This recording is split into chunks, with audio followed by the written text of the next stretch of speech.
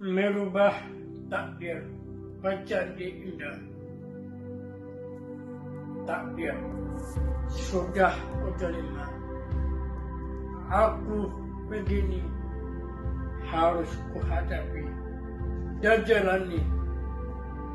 Tapi aku harus bisa bangkit, melangkah maju, mengejar, menembus batas untuk meraih mimpiku. Kini aku telah mampu merubah takdirku menjadi indah dalam hidupku.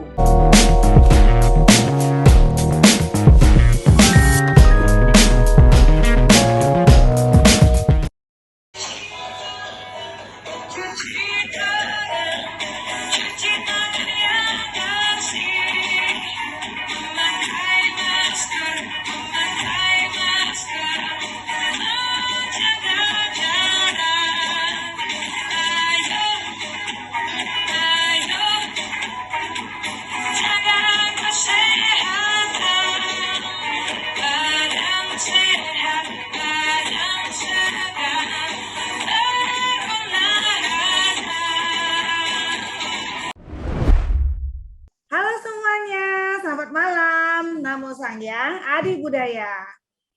Senang banget kembali bersama saya Suyeni. Malam ini kembali memandu acara Live and Nature bersama CD Channel. Apakah kamu baru pertama kali jempolnya melipir ke CD Channel? Wah, rugi banget deh. Kenapa? Karena CD Channel itu setiap minggunya kita selalu ada acara-acara yang seru banget dengan topik-topik yang kekinian ya. Jadi kalau misalnya teman-teman nggak dengerin acara CD Channel itu rugi banget.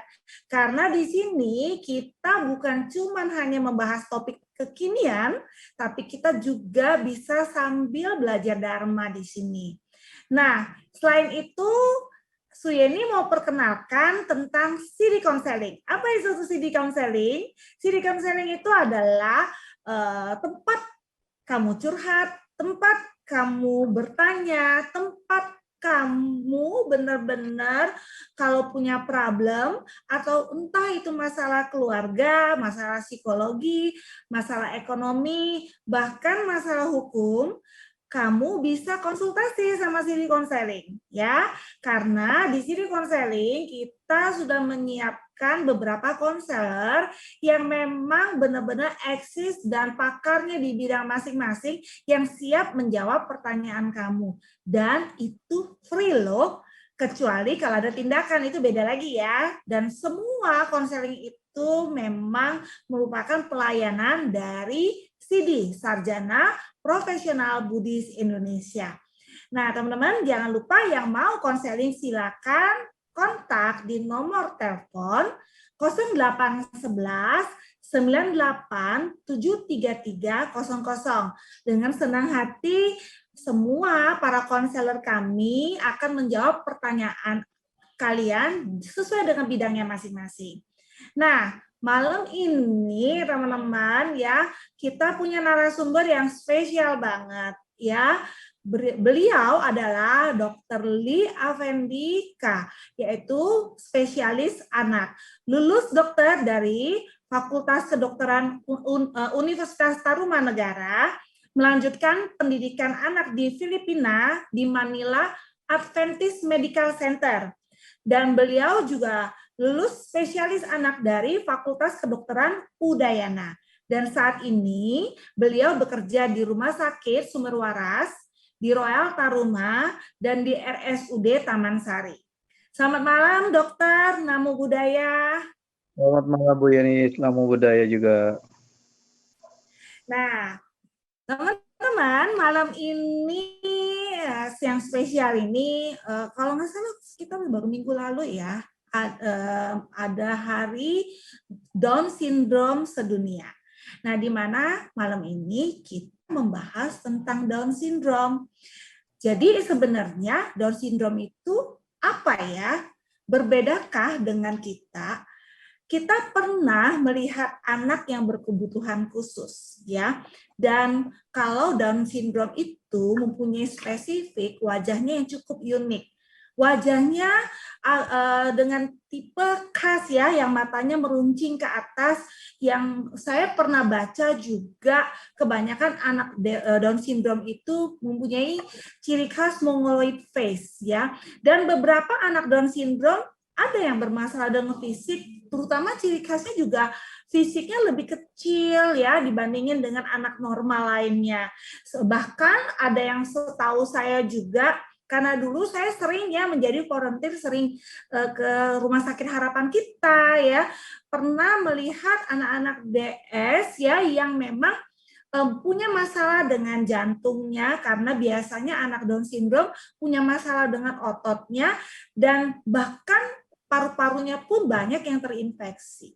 Nah, jadi kalau kita pikir-pikir berarti anak Down Syndrome memang anak yang berkebutuhan khusus special need. Nah, tapi banyak juga anak Down Syndrome yang sebenarnya yang bisa mempunyai kehidupan normal, bahkan beberapa mempunyai prestasi yang luar biasa. Nah, teman-teman, malam ini kita akan kupas tuntas Down Syndrome bersama Dr. Afendi, ya. Nah, jadi Pak Dokter, sebenarnya penjelasan dari Down Syndrome itu apa ya? Kok bisa ya ada anak yang bisa punya perbedaan seperti itu sama kita? Ya. Kelainan Down syndrome ini adalah kelainan sebenarnya genetik ya, Bu Yeni, di mana ini terdapat kromosom yang berlebihan di kromosom urutan nomor 21. Jadi anak ini memiliki 3 kromosom 21, Bu. Di mana pada normalnya kita hanya punya semua hanya 2, tapi anak ini memiliki 3. Oh, normalnya 2. Dia punya kelebihan 1 berarti ya. Jadi dia punya 3 ya, Dok ya. Ya, betul. Ya, betul. Oke. Nah, Dok, kalau boleh tahu ya kapan ya pertama kali penyakit ini bisa menemukan? Pastinya zaman dulu tuh kan bingung ya dok ya, lihat wajah anaknya seperti itu. Nah ini kapan pertama kali penyakit ini ditemukan dok? Penyakit ini pertama kali ditemukan pada akhir abad 19, Bu. Itu adalah dokter yang disebut John Langdon Down. Dan nama sindrom Down ini adalah diambil dari nama beliau. Karena beliau bisa mendeskripsikan secara tepat entitas penyakit ini. Oh, jadi Down syndrome. Jadi nama Down ini justru memang dari nama dokter penemunya ya dok ya, berarti ya dok ya. Betul. Dan itu disebut sindrom, berarti Down syndrome. Oh oke. Saya kira Down syndrome itu ada sejenis dari kata Down, kan bahasa Inggris artinya menurun gitu ya. Ternyata enggak ya, memang nama penemunya Down ya, dokter ya. Nah, oke. Terus pada maksud itu di tahun berapa bahwa sindroma ini diketahui sebagai kelainan kromosom? Jadi kan dokter Down ini menemukan bahwa ada yang namanya Down syndrome, penyakit ini kelainan kromosom. Tapi mungkin belum tahu kelainan kromosomnya, tapi ketahuannya sebagai ini kelainan kromosomnya itu tuh gimana itu ceritanya dok? Ya, itu ditemukan oleh dokter juga, Bu Yeni, itu oleh seorang dokter Perancis yang bernama Jérôme Lejeune. Beliau lah yang mengatakan bahwa memang pada penyakit Down syndrome ini terdapat 20 kromosom ekstra, yang 21 ini ditemukan oleh beliau. Jadi itu beda ya dok ya orangnya ya ternyata ya. Beda Bu. Jadi ini sejak penemuan kromosom ini pada tahun 1959, beliau yang melihat bahwa memang ada kromosom 21 yang berjumlah 3. Oh, nah teman-teman kita juga baru tahu ya ternyata yang menemukan maksud tuh yang terdeteksi pertama kali penyakit itu ditemukan itu sama dokter Down, sedangkan yang menemukan bahwa ternyata penyakit ini sumbernya dari kelainan kromosom itu dengan dokter yang berbeda. Namanya dokter siapa ya dok ya tadi ya dok ya? Jérôme Lejeune. Oh oke. Nah dok, ini gimana caranya bisa terdeteksi penyakit ini dok? Biasanya memang deteksinya itu ada beberapa di mana melalui prosedur yang disebut menghitung jumlah kromosom ini, yang disebut analisa kromosom, Bu, yaitu adalah karyotipe. Jadi penyakit ini untuk mendeteksi untuk mendiagnosis secara pasti adalah tetap kita memeriksa kromosom, Bu. Oh gitu, dok. Ini periksa kromosomnya maksudnya kayak gimana ya dok ya? Ya, bisa diambil darahnya itu untuk dilihat analisa dari sel-selnya itu, dan di mana nanti akan diketemukan dengan pakar genetika itu didapatkan memang kromosom 21 itu kan berjumlah 3. Jadi ini melakukan teknik khusus yang disebut karyotipe, Bu. Oh, jadi teman-teman ya kalau misalnya ada anak yang dilahirkan dengan biasanya anaknya yang dilahirkan itu memang dokter spesialis anak sudah menemukan ada ciri-ciri Down syndrome ya dok ya. Jadi darahnya tinggal diambil diperiksa apakah beneran dia mempunyai kelebihan kromosom itu, benar kah dok? Iya betul Bu. Oke, nah yang menyebabkan apa sih dok ya? Jadi kan kita udah tahu nih, yang menyebabkan Down syndrome itu karena kelainan kromosom ini, kromosom yang kelebihan. Tapi pertanyaan kenapa kromosom ini bisa kelebihan dok? Apa yang menyebabkan sindroma ini bisa terjadi dok? Kalau penyebab pastinya kita juga saat ini memang belum tahu Bu. Tapi memang adanya beberapa faktor seperti faktor ibu, faktor usia dari ibu maksudnya dalam hal ini. Di mana kalau memang usia ibu makin tua, makin resikonya makin tinggi untuk terjadinya kasus Down syndrome ini. Dan juga yang dicurigai adalah faktor lingkungan, walaupun belum ditemukan secara bukti pastinya kalau untuk lingkungan ini.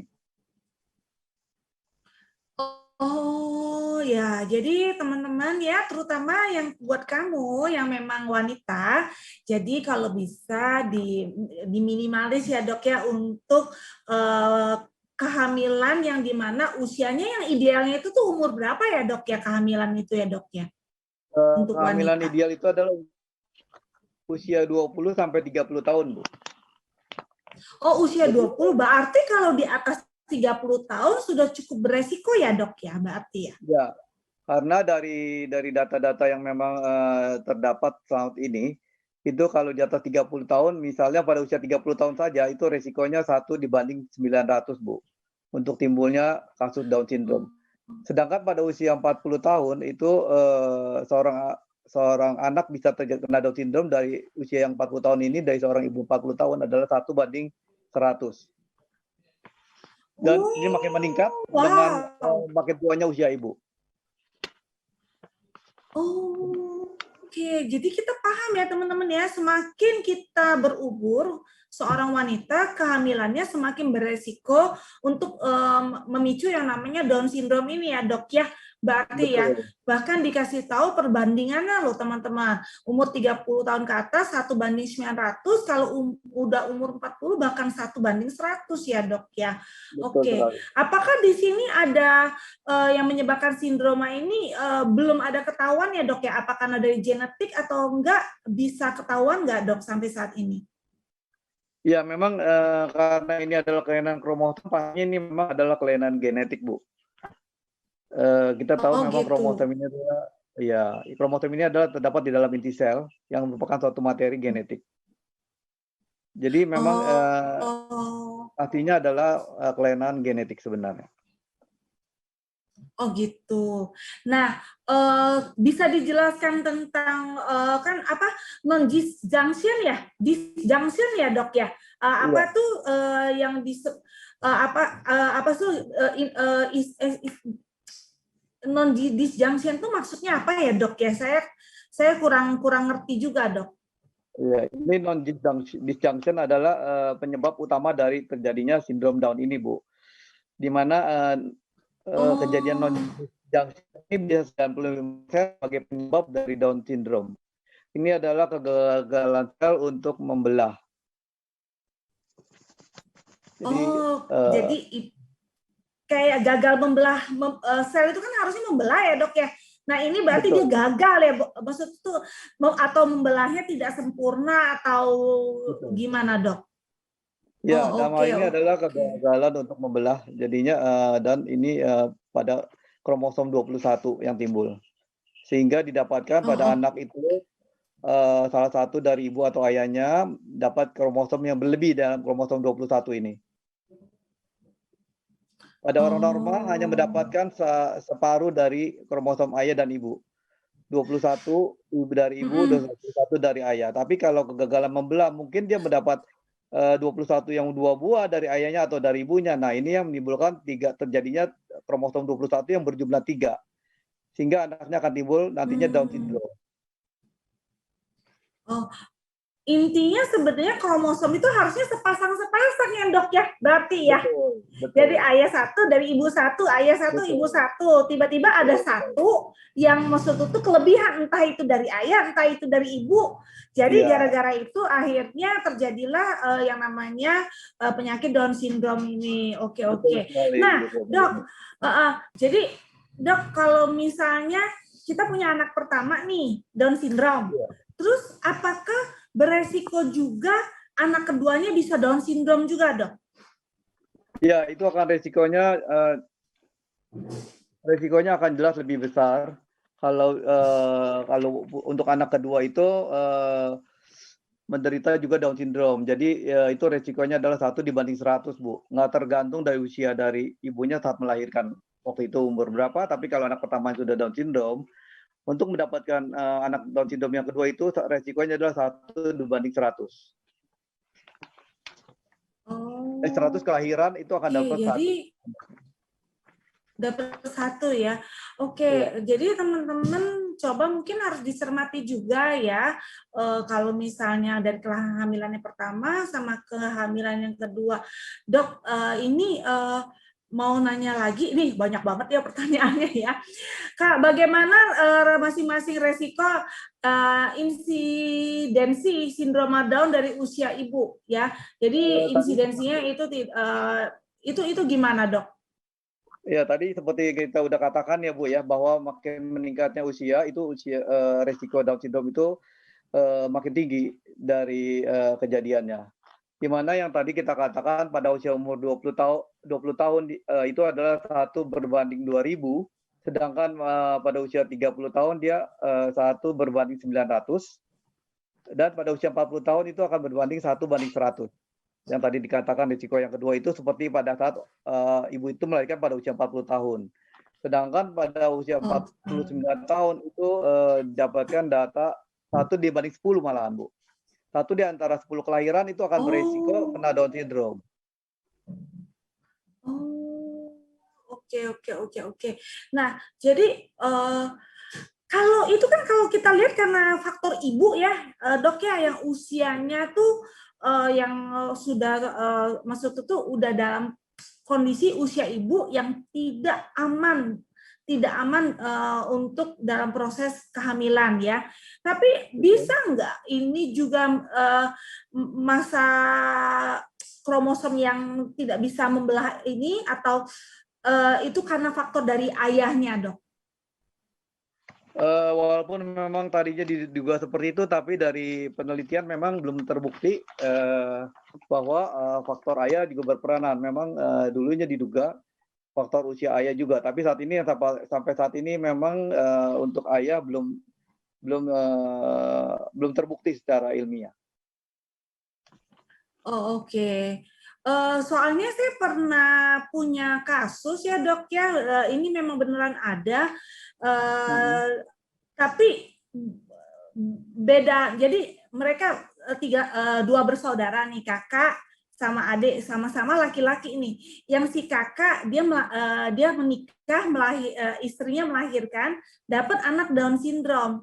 Nah, yang si adiknya menikah, padahal istrinya masih muda, Dok, baru umur 20 tahun, 23 tahun itu melahirkan, dapat anak Down syndrome juga gitu loh. Apakah ini maksud itu ada faktor dari keturunan dari keluarga si bapaknya atau gimana ya, Dok ya? Kalau kasus kayak begini ya, Dok?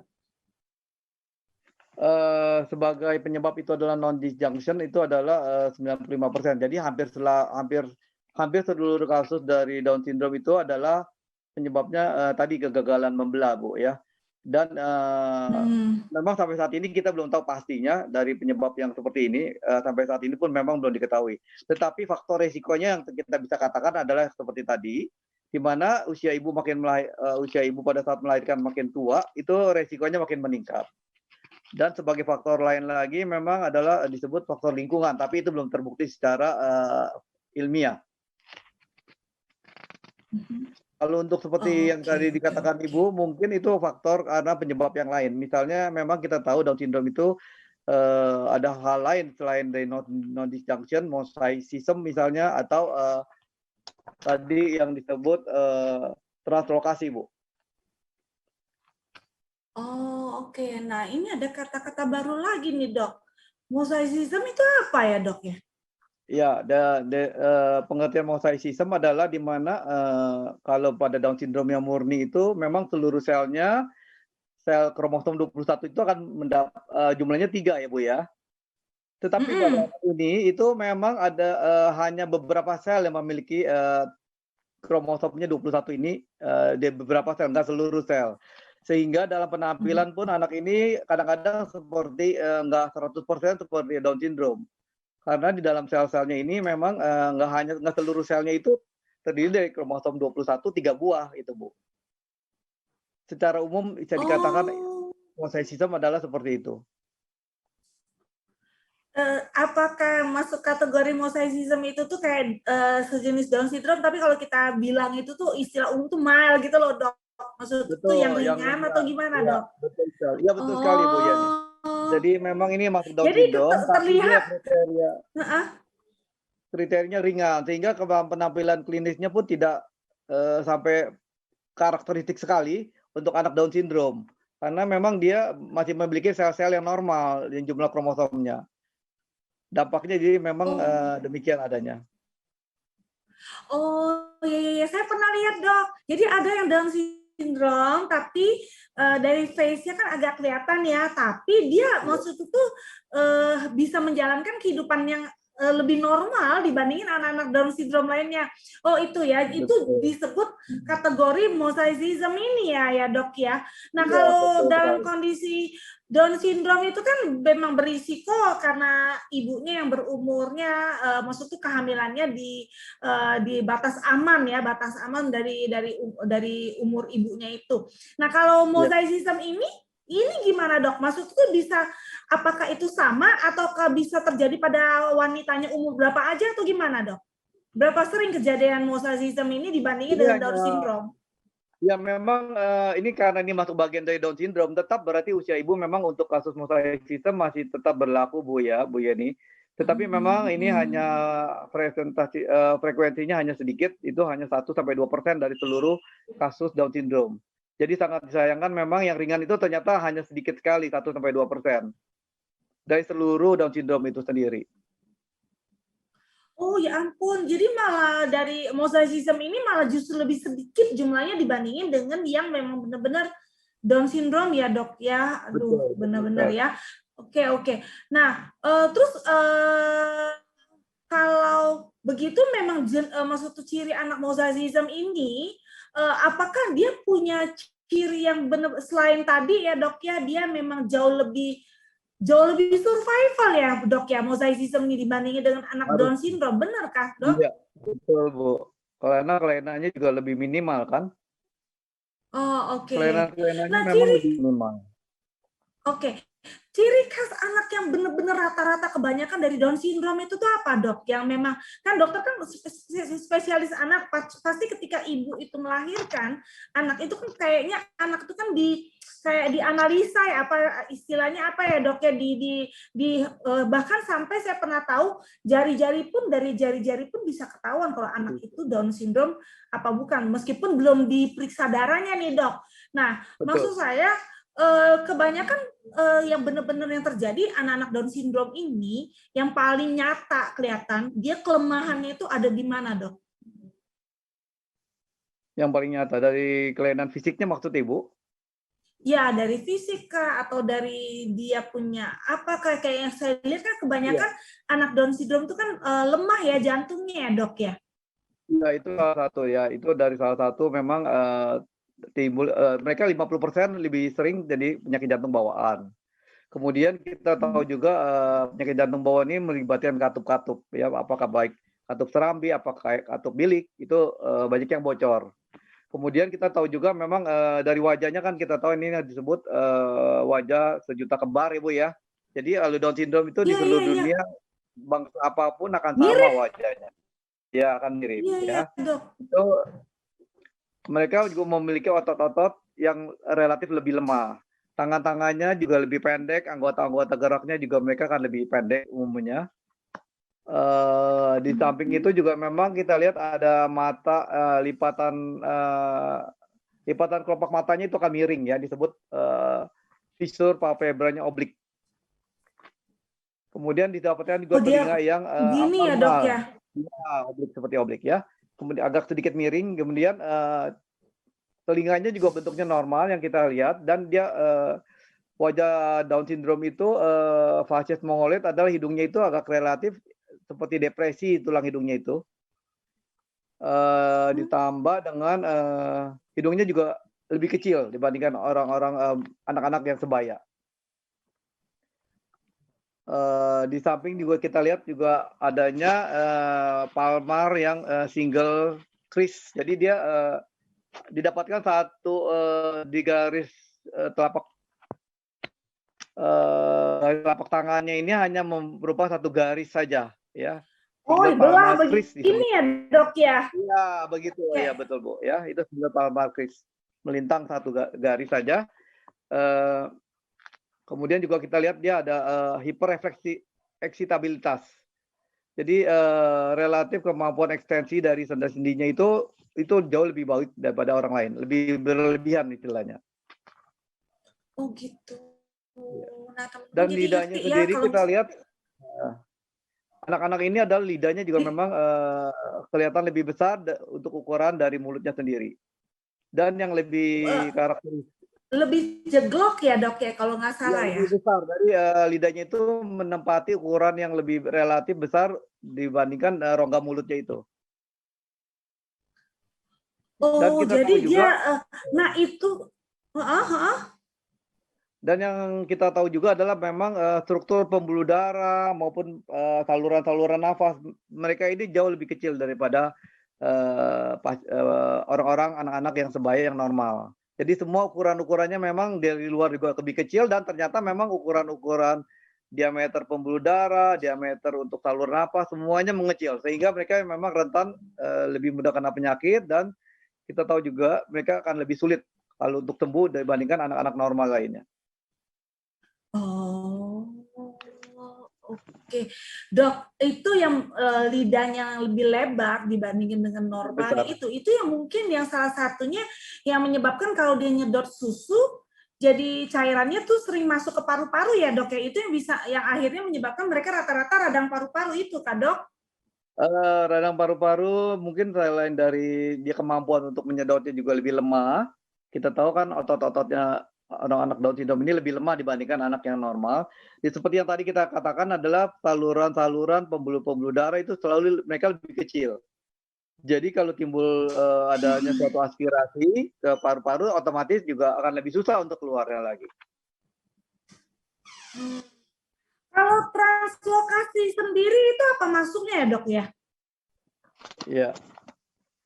Kita tahu Bu, translokasi itu kalau di mana pada sel-sel waktu membelah itu kan terbagi sama rata ya Bu ya. Tapi pada saat translokasi ini sel yang membelah ini dia menempel kepada sel lain sehingga membuat jumlah yang berlebihan pada sel yang ditempeli oleh sel yang kromosom 21.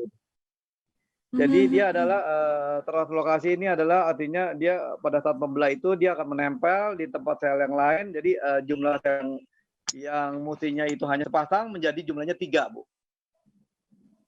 Oh, teman-teman, jadi maksudnya tuh translokasi itu tuh ngebelahnya itu tuh dia nebeng ke tempat lain gitu ya dok ya. Ya, Aduh, oke kurang oke lebih oke oke. Jadi ya kadang-kadang kalau dia pakai bahasa bersatu di tempat gini yang kan tidak saya jadi semestinya. ngerti ya dok ya. Ya. Oke oke oke. Nah dok, mau nanya lagi nih dok. Ada nggak dok tes ini tes untuk tentang Down syndrome sebelum anaknya lahir? Karena waktu dulu saya hamil ya tahun 2008 itu ada ditawarin kayak USG 4D 4 dimensi gitu loh dok. Jadi dengan begitu katanya bisa ketahuan deteksi dini terhadap Down syndrome ini dok. Apakah ada dok benar-benar itu dok? Ya kalau kita tahu memang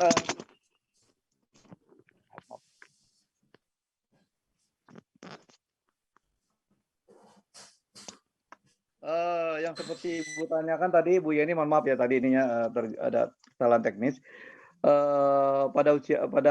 Dengan usia USG 4 dimensi ini memang pada usia-usia kehamilan tertentu pada jelang 6-7 bulan itu memang wajahnya itu udah kelihatan jelas gitu Bu ya. Dan kita tahu anak-anak Down syndrome ini memiliki wajah yang karakteristik yang disebut facies mongoloid. Sehingga memang dengan USG 4 dimensi ini secara umum akan terlihat anak ini kemungkinan Down syndrome, tapi untuk mematikan tetap kita memakai teknik karyotipe tadi, yang itu menghitung jumlah kromosomnya itu, analisa kromosomnya ini. Jadi dia cara analisanya tunggu anaknya lahir dong dok, berarti dok? Nah, untuk Ya, analisa kita tahu juga kromosomnya memang untuk analisa dari sel-selnya ini tidak selalu harus setelah lahir. Ya, malahan kita tahu juga ada yang disebut diagnosis untuk selama prenatal disebutnya Bu ya.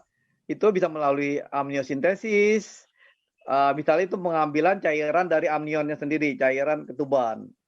Itu biasanya dilakukan pada usia 12 sampai 20 minggu malahan Bu. 12 sampai 20 minggu kehamilan. Ya. Kemudian juga bisa mengambil sampel dari plasentanya sendiri Bu. Itu pada usia 8 sampai 12 minggu. Dan yang kita kenal lagi yang terakhir adalah pengambilan dari darah dari umbilikus itu sendiri ya. Itu pada usia lebih dari 20 minggu malahan. Jadi kita nggak harus menunggu anak lahir. Oke. Dan ini deteksinya sangat akurat, mendekati 98 sampai 99%. Oh, oke. Ya.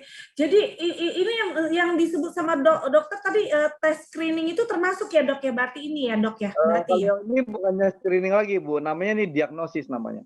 Karena kalau screening itu Oh baru gitu. memperkirakan resikonya, tapi ini sudah mengetahui berapa resikonya anak ini kena, berapa persen anak ini kena gitu.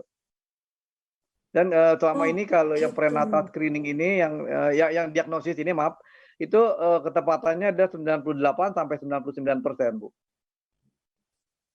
Oke, dok, kalau nih ya, kalau Ya. misalnya seseorang ibu dia menjalankan tes itu, terus dia ketahuan tuh anaknya ternyata yang dikandungnya itu tuh Down syndrome. Apakah maksud itu tuh dalam sisi kedokteran sekarang ada bisa mengatasinya atau maksud tuh meminimalisnya atau gimana nggak dok? Atau dikasih obat atau bagaimana dok ini? Ya, iya, Bu Yeni, ini adalah Down syndrome kita tahu ada kelainan genetik. Jadi kalau memang sudah anak ini terdiagnosis adalah Down syndrome, memang kita tidak bisa merubah. Karena ini terjadi pada waktu pembelahan dari sel itu sendiri kan Bu Yeni. Jadi kalau sudah terbentuk memang ini anak ini Down syndrome, anak ini tidak bisa dibuat normal. Pasti dia tetap akan Down syndrome sampai akhir hayatnya. Oh oke. Jadi cuman hanya bisa mengetahuinya aja ya dok ya, berarti ya semua tes dan semua prosedur tes screening segala macam USG itu tuh hanya yang ketepatannya meskipun segitu tetap cuman hanya bisa mengetahuinya. Tapi dok saya pernah dengar ya bahkan di beberapa negara maju bahkan ada yang maksud itu agak dalam arti kata menurut saya agak kejam ya. Mereka ada yang bisa peraturan negaranya bahkan bisa memperbolehkan mengaborsi atau gimana. Apakah itu pernah terjadi dok? Maksud itu di Indonesia atau di negara lain? Maksud itu gimana ya dok ya perbandingannya dok ya?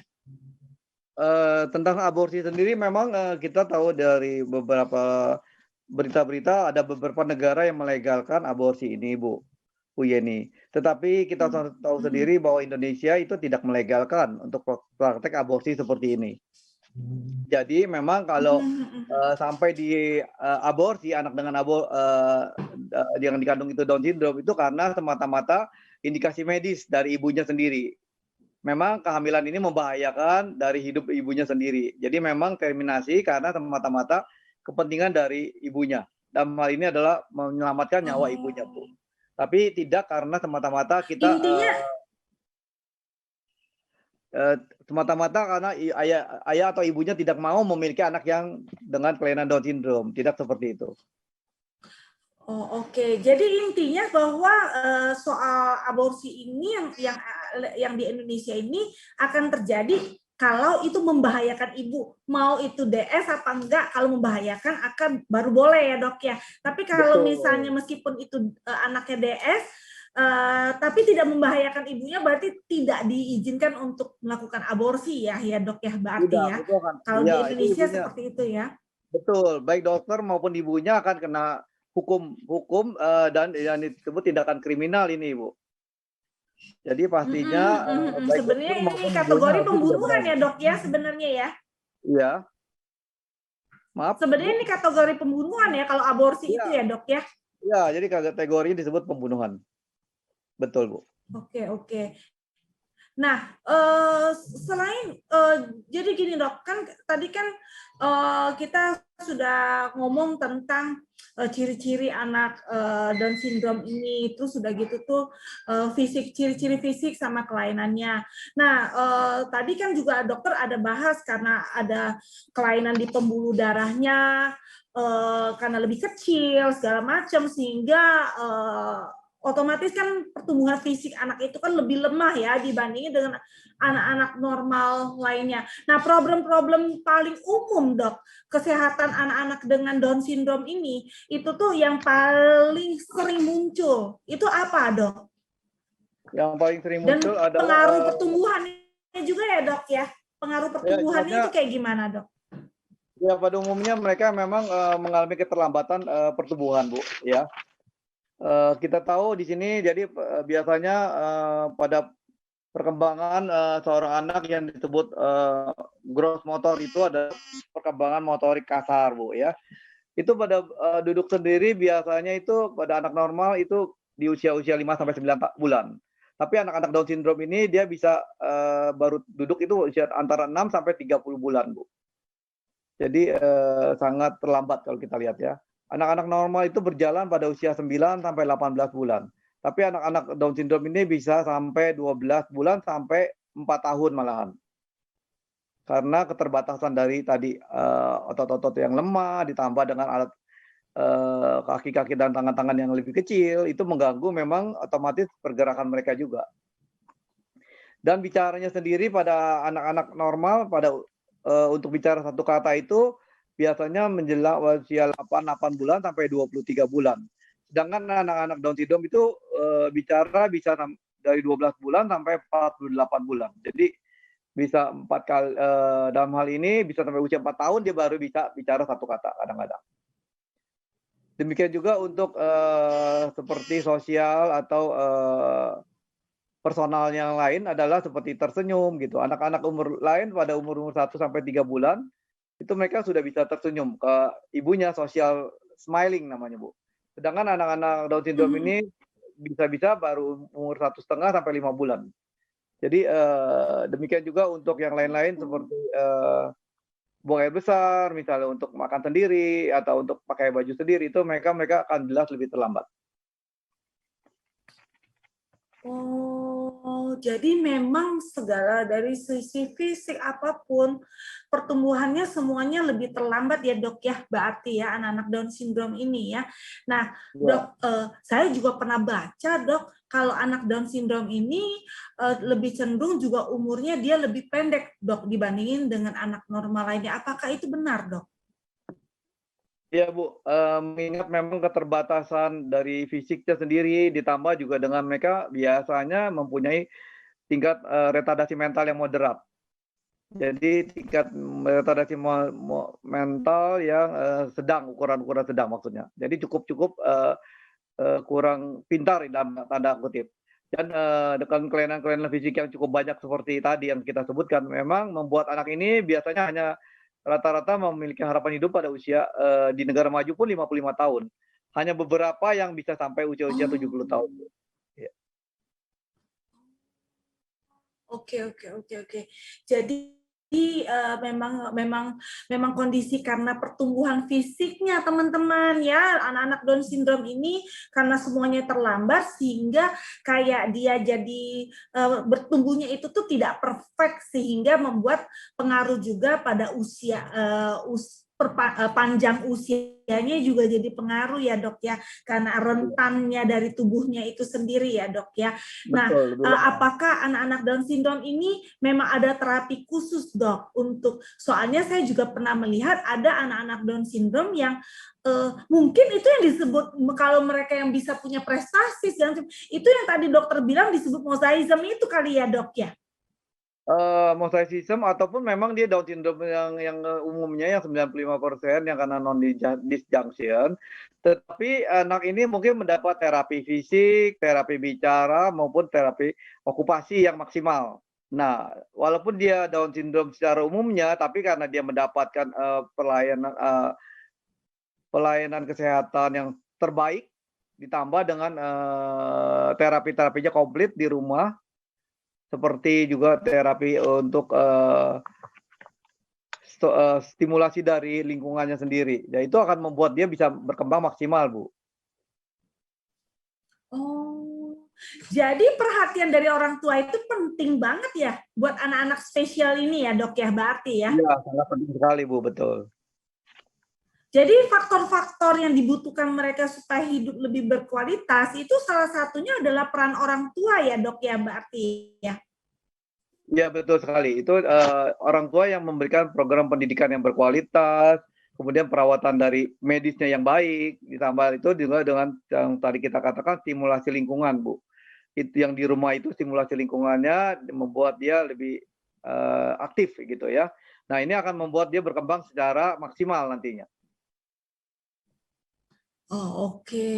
Nah, teman-teman ya, jadi sebenarnya faktor dari apa namanya tuh, faktor dari lingkungan itu penting banget ya. Terutama mungkin ya Dok ya, lingkungan dari orang tua yang menciptakan rasa aman sama anak itu dan merasa kalau kita kan di agama Buddha kan kita harus berpikir bahwa bagaimana kita menerima ya Dok ya. Mau anak Iya. model apapun kita dikasih, soalnya saya juga punya anak special need Dok, anak saya juga autism. Tapi barusan Bapak hari Senin yang lalu anak saya diterima di SMPTN Dok. Jadi lulus ya masuk ITB meskipun anak saya special need. Jadi kayak kita itu kalau di agama Buddha, kenapa Dok? Selamat. Anaknya bisa diterima Oh ya, di makasih Dok. yang bergengsi kan ya. Iyalah. Iya, seneng banget saya Dok, bener-bener nggak di luar dugaan ya. Maksudnya itu tuh anak-anak special need ini kan berarti kan benar-benar bahwa bisa bertumbuh kembang dengan baik ya, dengan kita nggak berharap untuk perfect ya, namanya anak normal juga mau perfect juga kan sulit ya Dok ya, tapi maksud itu setidaknya anak ini dikasih perhatian dengan cara kita Buddhism yaitu menerima ya Dok ya, berarti anak ini ya. Nah Dok, ini gini Dok, sebelum kita akhiri ini discuss kita yang menarik ini nih ya Dok ya, ada ini terutama saya juga Dok yang punya anak special need dari sisi Buddhism-nya ya, gimana ada maksud tuh ada nasihat nggak buat kita Dok? Pada intinya memperlakukan anak-anak yang berkebutuhan khusus ini juga tidak membeda-bedakan dari anak lainnya gitu. Tetap kita ini walaupun anak-anak ini memiliki perbedaan, tapi kita harus mencintai dia apa adanya dan seutuhnya kita mencintai mereka. Lalu kita lihat juga memang di negara barat ada yang memang memperbolehkan tapi mereka menolak untuk aborsi. Karena dan setelah anak itu lahir mereka memperlakukan anak itu tidak ada bedanya seperti anak-anak normal lainnya dan akhirnya juga memang anak Down syndrome ini bisa berkembang maksimal Bu karena diperlakukan yang dengan sebaik-baiknya oleh orang tuanya. Jadi ya kalau dari nasihat kami ya memang adalah untuk anak-anak berkebutuhan khusus itu jangan dilakukan karena ini anak berkebutuhan khusus jadi kadang-kadang orang tua ada yang malu, misalnya dia nggak pernah mau diajak kemana-mana anak ini gitu kan. Dan itu sangat penting sekali bagi orang tua itu bahwa memperlakukan dia seperti anak normal lainnya gitu. Yang mana ini yang memang tantangan bagi orang tua mungkin bagi saya menurut saya, tapi itu adalah supaya anak ini bisa berkembang semaksimal mungkin Bu. Jadi tidak membeda-bedakan dia seperti anak ini anak normal lainnya harusnya memperlakukan dia. Kira-kira pesan saya. Oke, jadi benar-benar ya teman-teman ya, omongan dokter itu benar banget. Malam ini saya bisa kepilih jadi host mungkin karena saya juga punya anak spesial. Jadi apa yang meskipun mau spesial kayak apapun anak kita yang punya orang tuanya yang harus punya mental pertama menerima anak kita, kedua kita punya mental bahwa anak kita dikasih kayak apapun itu adalah hasil kreasi dari karma kita sendiri ya. Terus habis itu ketika kita punya anak yang spesial, kitanya itu yang harus punya semangat ya, memberikan cinta kasih, memberikan perhatian, memberikan kayak apa ya, memperlakukan sama gitu loh dengan anak yang lainnya. Jadi misalnya kalau dikasih pendidikan ya kasihlah pendidikan yang sama gitu ya, sesuai dengan kemampuan dan fisik mereka masing-masing gitu loh. Dan kita juga saya pernah melihat orang tua yang sebenarnya anaknya itu tuh bisa akan lebih baik ketika orang tuanya mau melakukan yang namanya pengorbanan. Kadang-kadang pengorbanan itu bukan cuma hanya dalam hal finansial, tapi kadang-kadang orang tua disuruh kasih pengorbanan buat lebih rajin bawa ke dokter. Atau ketika ke dokter harus melewati yang namanya macet-macetan, tapi orang tuanya nggak mau. Aduh macet banget sih, malas kan, Jakarta kan kita penuh dengan kemacetan ya. Nggak mau gitu loh. Nah itu kadang-kadang benar-benar ya Dok ya, itu merugikan bukan cuma sisi orang tua tapi si anak itu, tumbuh kembang anak itu sendiri ya Dok ya, yang kayak gitu ya. Oke, jadi Jadi benar-benar ya teman-teman ya, malam ini sharing kita tuh benar-benar ngebuka pikiran kita teman-teman ya.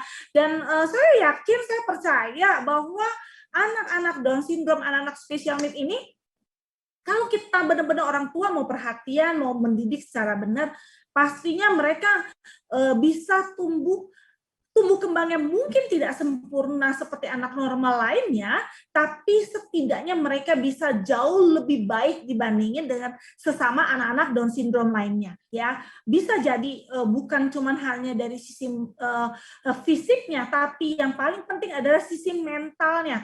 Mental dia untuk lebih kuat menjadi, maksudnya lebih termotivasi untuk menjadi lebih normal, lebih bisa survive untuk menghadapi kehidupan dia yang akan datang. Nah, jadi teman-teman,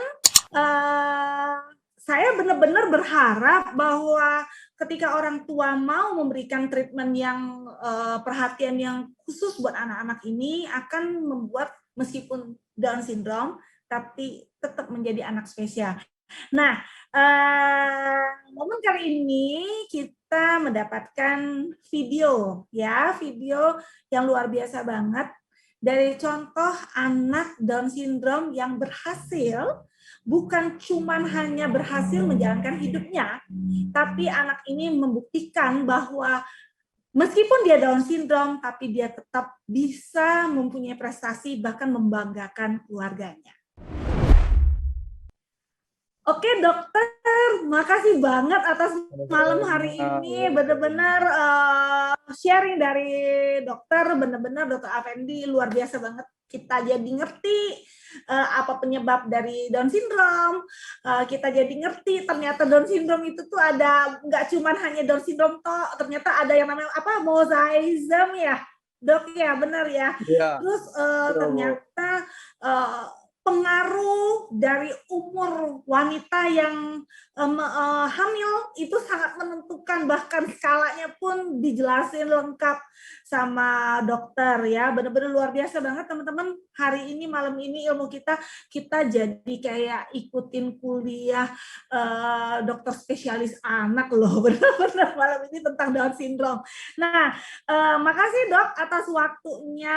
Semoga dokter sehat-sehat selalu ya dalam bertugas ya, dan selalu berkelimpahan ya, dan senantiasa bodhisatwa melindungi dokter ya.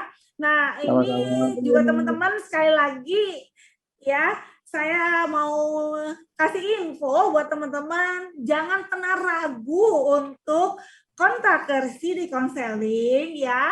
Ini gambarnya, nomornya ya, silakan kontak ke CD Counseling ya. Kalau ingin nanya tentang hukum, tentang psikologi, tentang ekonomi, bahkan mungkin bisa sharing-sharing tentang peluang bisnis juga.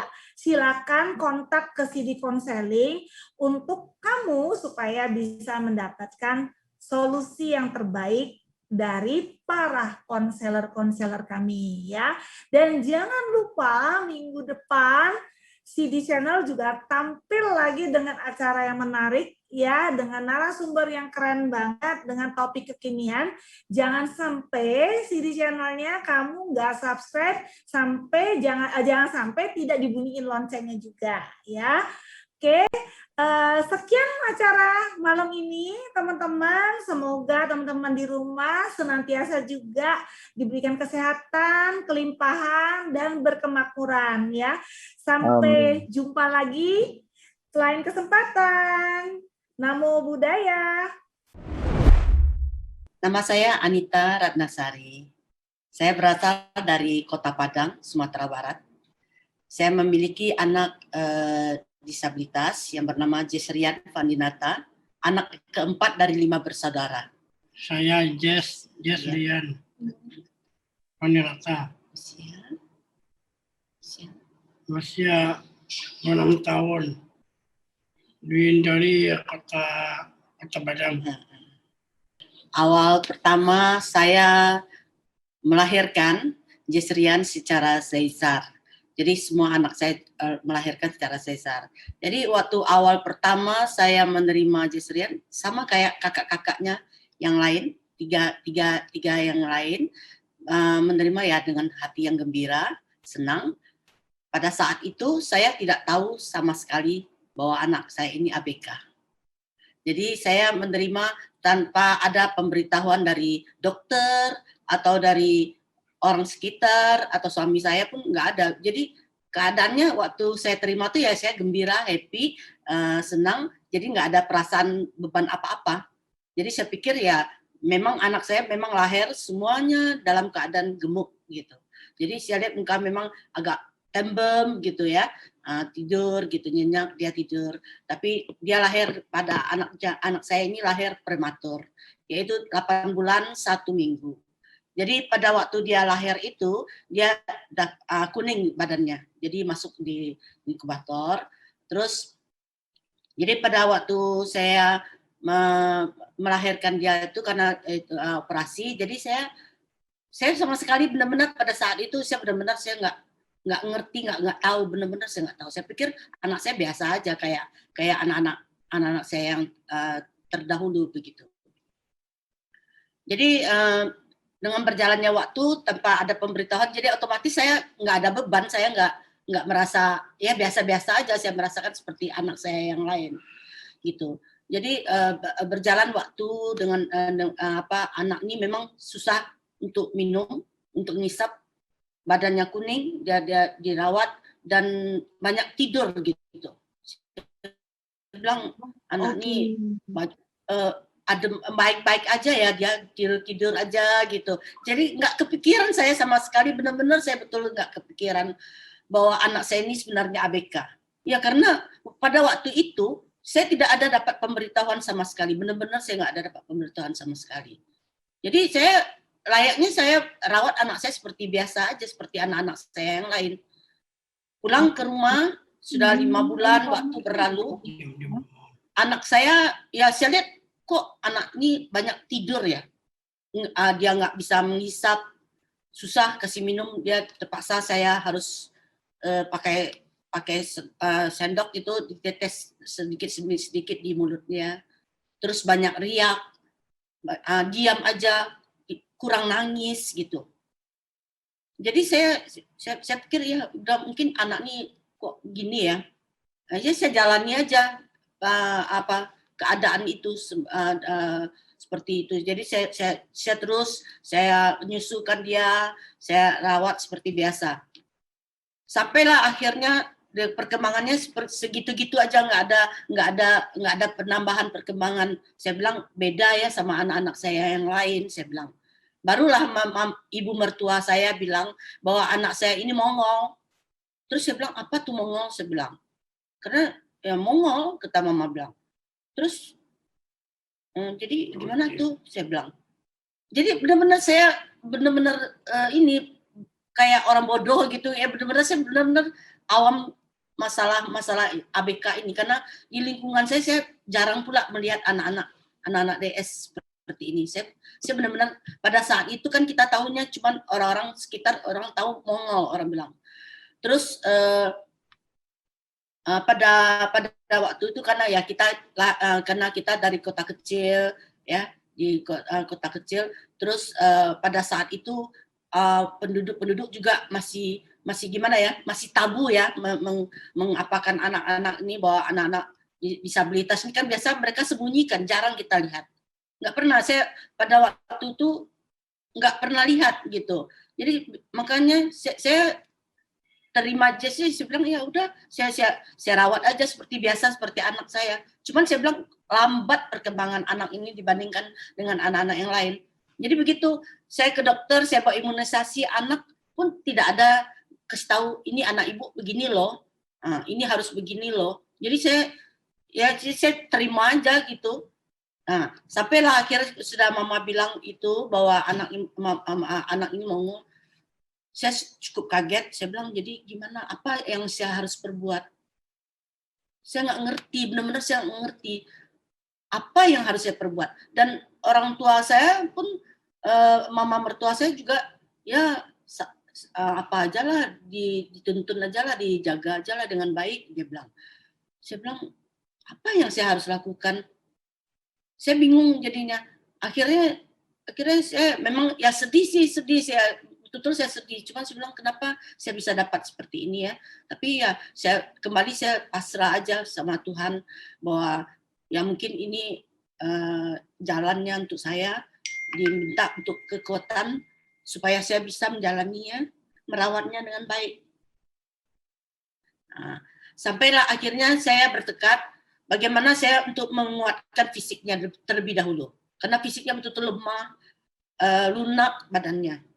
Saya upayakan supaya fisiknya kuat. Bagaimana caranya? Ya kita masih tradisional dulu. Saya bawa anak saya urut supaya saya pikir supaya dia bisa cepat berdiri, supaya cepat bisa kuat lehernya. Karena lehernya itu betul-betul lunak sama sekali. Badannya lunak semuanya. Pokoknya kalau digendong tuh dia jatuh badannya semuanya kayak gitu. Jadi pikiran saya nggak kepikir yang macam-macam lagi. Saya pikir ya udah pokoknya saya usahakan gimana supaya fisiknya ini kuat. Maka saya bantu urut terus sampai akhirnya dia sudah mulai bisa duduk, lehernya sudah mulai bisa agak kuat begitu. Nah, dari sampai terus saya lakukan dia itu terus sampai usianya akhirnya dia bisa berdiri, bisa duduk. Walaupun dia duduk itu sama umur 1 tahun masih belum bisa duduk dia. Belum bisa duduk sama sekali. Masih ditopang dengan bantal, dia ulang tahun setahun, saya topang dengan bantal supaya di foto itu dia bagus duduknya. Jadi begitulah perkembangannya terus sampai akhirnya dia bisa berdiri, dia bisa berjalan. Nah, sesudah fisik saya perhatikan, lalu saya mulai lagi memperhatikan bagaimana dia bisa fokus ke saya. Karena dia betul-betul pandangan tatapan matanya kosong sama sekali. Dipanggil dia diam. Pokoknya kayak tidak ada reaksi begitu. Betul diam. Jadi bagaimana saya berupaya untuk supaya anak ini bisa fokus ke saya, bisa memperhatikan saya. Berupayalah saya dengan membuat satu gerakan-gerakan atau suara-suara atau pokoknya supaya anak ini menarik supaya dia menarik perhatian dia sehingga dia bisa mengarah kepada saya. Nah, sejak itu saya melakukan hal-hal yang pokoknya yang melompat atau saya tertawa atau saya berteriak atau apa. Nah, dia mulai memperhatikan saya. Nah, dari situlah saya lakukan terus sampai dia bisa saya arahkan, sampai dia mengikuti arahan saya, dia pelan-pelan dia mengikuti arahan saya, dia tiru, dia ketawa. Nah, berarti kan sudah ada reaksi. Nah, sudah gembira hati saya bilang sudah mulai anak ini bereaksi. Karena dari diam sama sekali tidak ada reaksi, sekarang sudah mulai melakukan reaksi. Nah, begitulah saya lakukan terus sampai dia sampai dia besar. Sudah mulai dia melakukan main-main, dia suka emosi, dia tinggi ini anak ini. Emosi dia tinggi. Dia betul emosi tinggi. Nah, dengan emosinya tinggi, bagaimana caranya saya mengalihkan perhatiannya? Misalnya dia ketok-ketok meja, dia lempar barang, saya alihkan perhatiannya sehingga dia saya alihkan emosinya dengan misalnya dia memukul meja pakai stick supaya kayak main drum gitu. Dari awalnya dari situ dia dengar musik barongsai, dia melakukan main drum sampai dia bisa main ketukan barongsai itu. Nah, terus saya beli drum tambur gitu, dia bergendang-gendang. Nah, berawal dari situ semuanya, sampailah akhirnya dia bisa bermain musik yaitu drum. Jadi dia memang autodidak, secara feeling dia mendengar musik, dia cocokkan, dia main, dia bergendang, dia lakukan sendiri. Begitu dia lakukan terus. Sampailah saya mengarahkan dia mencari orang yang bisa memainkan musik, main gitar dengan melodi, dia iringi dengan drum gitu.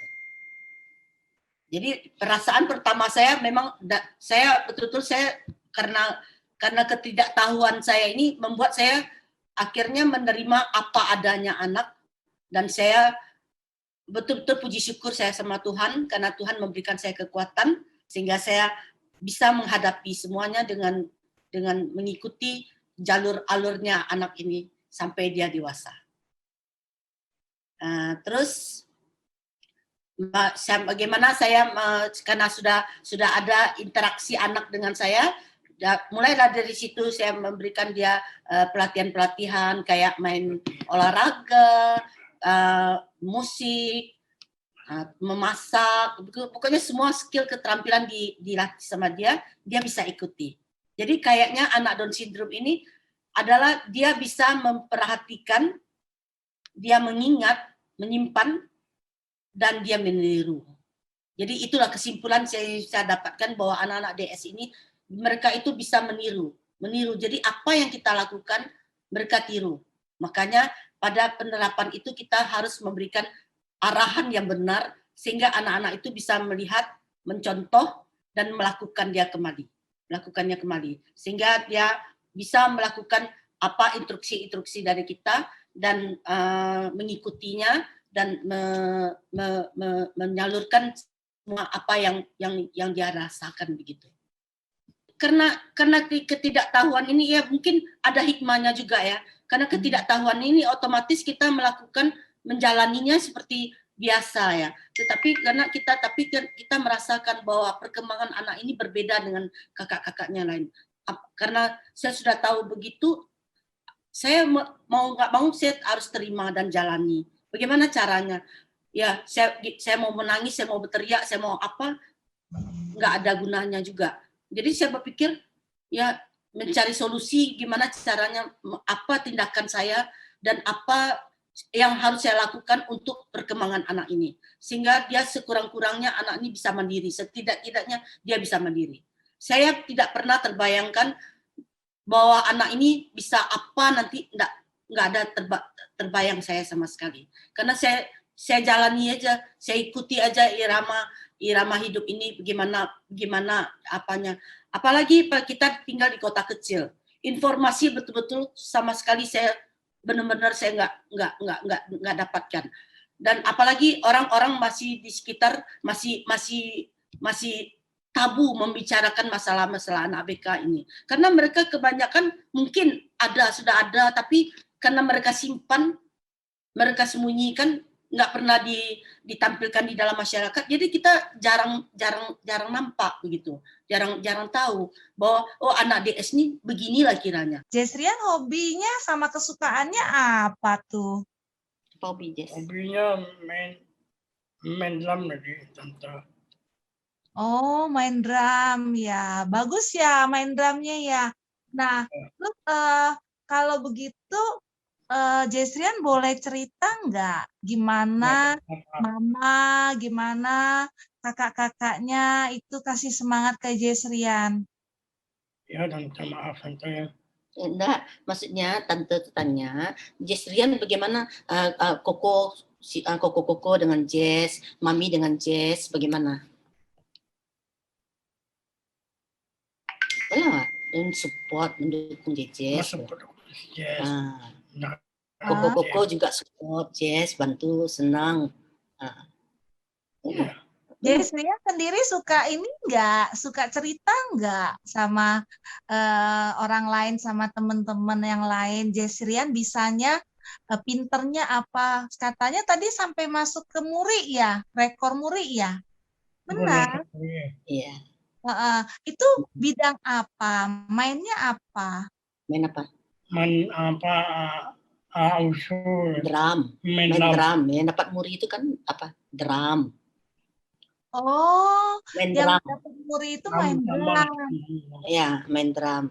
Oke, kok bisa tercatat di Muri main drum? Kenapa itu? Mainnya kayak gimana sampai bisa masuk Muri? Ya, 31 lagu. Mas udah lagu. Non-stop. Non-stop Tante. Wow, Jesrian hebat banget ya. Main 31 lagu non-stop ya dengan drum ya. Iya. Jesrian berarti benar-benar suka dengan drum ya berarti ya. Nah, Jesrian sendiri kira-kira punya cita-cita apa dengan bermain drum itu? Mendengar Bapak Jokowi pada Kenapa? Bapak Jokowi yang datang ini. Oh, dia mau main musik di depan Bapak Jokowi, dia bilang. Masa boleh bisnis jazz. Cita-citanya dia mau main musik drum di depan Jokowi, Bapak Presiden, dia bilang.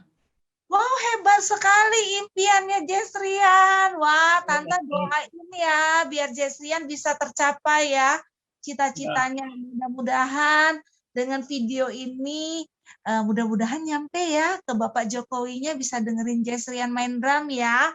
Nah, oke, jadi sekarang Jesrian nanti cita-citanya selain pengen main drum di depan Bapak Presiden Jokowi, Jesrian cita-citanya pengen jadi apa? Menjadi apa lagi?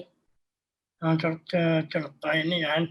Ya mau jadi apa lagi? Kamu cita-cita kamu apa lagi? Udah lagi masak Tante. Oh, mau masak, Tante. Oh, mau masak. Mau jadi chef. Lagi aku ya. Jazz sama Ibu Anita. Mau jadi chef, menjadi koki, dia bilang. Oh ya udah, nanti Zes belajar jadi koki, jadi chef. Nanti Tante jangan lupa ditraktir masakan Jesrian ya nanti ya.